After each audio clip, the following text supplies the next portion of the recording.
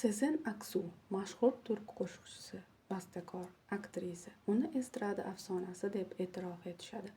Muxlislar qo'shiqchini chiroyli vokali va hissiyotga boy lirik qo'shiqlari uchun sevishadi. Sezen Aksu Fatma Sezen Yildirim 1954-yil 13-iyulda Turkiya janubi-g'arbidagi Denizli viloyati Sarayköy shahrida tug'ildi. Uning onasi Shahriban Xanima tabiatshunoslikdan dars berar, otasi Samibey Yildirim esa matematika o'qituvchisi bo'lib ishlardi. Fatma 3 yoshligida oila Izmirga ko'chdi. Uning bolaligi va o'smirlik davri o'sha yerda kechdi. Ota-onasi uning shifokor yoki muhandis bo'lishni orzu qilar, qo'shiqchilik bilan shug'ullanishini ma'qullamasdi. Fatma esa akasi Nihat bilan maktab xorida shug'ullanar, san'atning hamma turiga qiziqardi. U rasm, aktyorlik mahorati va raqsdan dars olardi. O'rta maktabni tamomlagach, Egey universitetining qishloq xo'jaligi universitetiga o'qishga kirdi. Ammo musiqiy faoliyat istagida ikkinchi bosqichda o'qishni tashladi. Fatmaning ota-onasi uzoq umr ko'rdi. Onasi 2016, otasi esa 2019-yilda vafot etdi. Qo'shiqchining shaxsiy hayoti shov-shuvli kechdi. U 4 marta rasman turmushga chiqqan. Ilk bor Sezen Aksu birinchi muhabbati Hasan Yuksaktepaga juda erta turmushga chiqdi. Lekin yoshlar atigi 3 kun birga yashashdi. 20 yoshda Sezen Ali Engin Aksuga turmushga chiqishga rozi bo'ldi. Yoshlar 1973-yilning noyabrida universitetning birinchi kursini tamomlagach turmush qurishdi. Ular 1981-yilgacha birga yashashdi va qo'shiqchining Sinan Ozer bilan ishqiy munosabatlari tufayli ajrashishdi. Sezen 1981-yilning 13-iyulida Sinan Ozerga turmushga chiqdi. 11-noyabrda Midhat Kan Ozer tug'ildi, ammo er-xotin 2 yildan so'ng ajrashdi.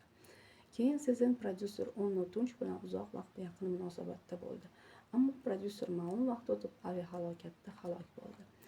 Sezen Aksuning 4-eri jurnalist Ahmet Utludir. Ular rasman 1993-yilda turmush qurib, 1997-yilda ajrashishdi. Sezenning Midhatdan boshqa farzandi yo'q. U ham qo'shiqchilikni tanlagan. Midhat uylanishga shoshilmadi.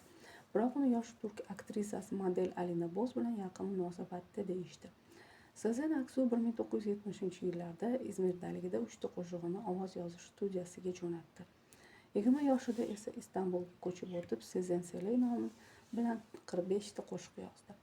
Bu qo'shiqlar Sezenning ilk albomidan joy oldi. Qo'shiqchining ikkinchi albomi Sezen Aksu nomi bilan chiqarilib, tijoriy muvaffaqiyat qozondi. 3-albomi esa haqiqiy hitga aylandi. Sezen Aksu o'zini musiqiy faoliyatdan tashqari kino va myuzikllarda ham sinab ko'rdi. Ammo sahnada muvaffaqiyatga erishgan yulduzning kinodagi ilk ishlari omadsiz chiqdi. Lekin estradada Aksu shu qadar mashhur ediki, 1983-yilda uni Hiyamulla taronasi bilan Turkiya nomidan Eurovision tanlovida qatnashishga jo'natishdi. Keyinroq Hey magazin jurnali bu taronani yil rekordi deb e'tirof etdi. Sezen Aksu So'yilgur albomi yulduzning diskografiyasidagi navbatdagi shov-shuv bo'ldi. Shu yili tomoshabinlar uni rejissyor Yavuz O'zkanning Buyuk yolg'izlik filmida ko'rishdi. 1990-yilda film eng yaxshi film sifatida kinofestivalda Oltin apelsin mukofoti bilan taqdirlandi. Sezen qo'shiq ijro etish va kinoda suratga tushishdan tashqari estradadagi hamkasblariga qo'shiq yozish bilan ham shug'ullanadi.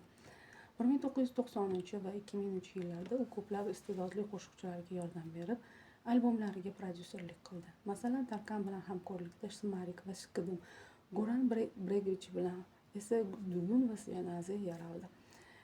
90-yillar oxiri va 2000-yillar boshida qo'shiqchi har yili albom chiqardi. Sezen Aksuning 2005-yilda chiqqan diski yilning eng xaridorgir diskiga aylandi. 2009-yilda esa Yuri Yurim dush bahçelerinde albom chiqdi. 2010-yilda Aksu Amerikaning NPR radiosi tuzgan 50 buyuk ovoz egasi ro'yxatiga kiritildi. 2016-yilda Sezen Aksu sahnadan ketishini ma'lum qildi, ammo yil oxiriga borib bu fikridan qaytdi. 2017-yilda uning Biraz Pop Biraz Sezen to'plami, 2017-yilda esa demo albomi chiqdi. Sezen Aksu bugungi kunda ham ijod va prodyuserlik bilan shug'ullanadi. 2020-yilda muxlislar uning navbatdagi albomi Demo 2 bilan tanishishdi. Qo'shiqchining ijtimoiy tarmoqlardan faqat Facebookda rasmiy sahifasi bor. Ijodiga oid yangiliklar esa saytida, YouTube'dagi kanali va Facebookda e'lon qilinadi.